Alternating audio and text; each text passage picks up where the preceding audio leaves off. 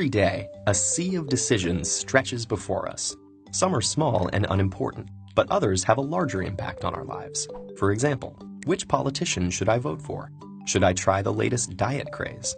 Or will email make me a millionaire? We're bombarded with so many decisions that it's impossible to make a perfect choice every time. But there are many ways to improve our chances, and one particularly effective technique is critical thinking. This is a way of approaching a question that allows us to carefully deconstruct a situation, reveal its hidden issues, such as bias and manipulation, and make the best decision. If the critical part sounds negative, that's because, in a way, it is. Rather than choosing an answer because it feels right, a person who uses critical thinking subjects all available options to scrutiny and skepticism. Using the tools at their disposal, they'll eliminate everything but the most useful and reliable information.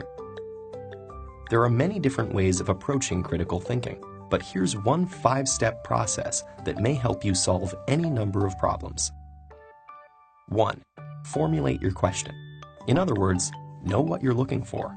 This isn't always as straightforward as it sounds. For example, if you're deciding whether to try out the newest diet craze, your reasons for doing so may be obscured by other factors, like claims that you'll see results in just 2 weeks.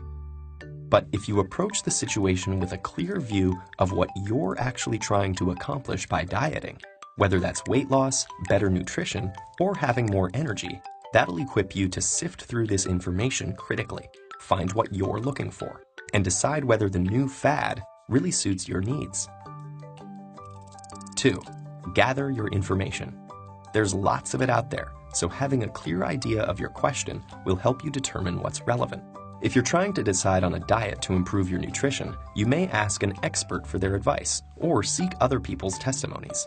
Information gathering helps you weigh different options, moving you closer to a decision that meets your goal. 3.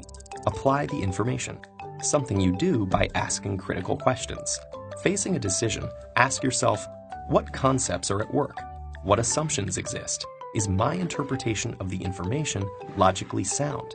For example, in an email that promises you millions, you should consider, what is shaping my approach to this situation?